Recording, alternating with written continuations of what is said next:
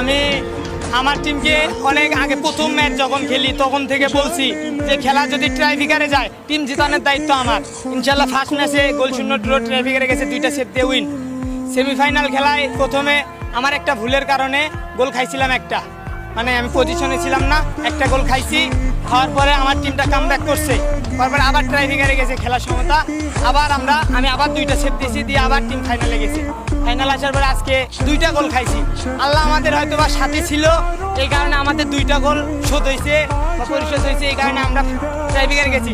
ট্রাইফিকারে যাওয়ার সঙ্গে সঙ্গে আমি আমার স্যারকে বলছি আপনারা ফ্রি মুভমেন্টে থাকেন, টিম জেতানোর দায়িত্ব আমার। ইনশাল্লাহ আল্লাহ আমার সাথে ছিল, আমি 2টা সেভ দিয়েছি। না আমার কোনো ভয় লাগে নাই, কারণ আমার মনের ভিতরে একটা সাহস ছিল যে আমি 2টা সেভ দিব বা 3টা সেভ দিব, আমি জিতবই। আমার এরকম একটা বুকের ভিতরে সাহস ছিল। আমার কোনোদিন যতদিন ধরে ফুটবল খেলছি পারে দাঁড়ালে কোনোদিন আমার অন্য গোলকিপারের মতো বুকে ভয় লাগবে, হাঁটু কাঁপবে, এটা কোনোদিন আমার হয় নাই। কিন্তু আমারটা বাইরে গেছে, এটা আমি আন্তরিকভাবে অনেক দুঃখিত। আমার রংপুর জেলার মানুষেরা আছেন যারা শুনতেছেন আমার কথা, তারা আমাকে মাফ করে দিয়েন, কারণ আমি বুঝতে পারি না যে ওই ছোট্ট এরকম আমার পায়ের সাথে একদম কানেক্ট হয় নাই বলটা। আমাকে মাফ করে দিয়েন, আমি আন্তরিকভাবে ক্ষমা চাচ্ছি আপনার কাছে।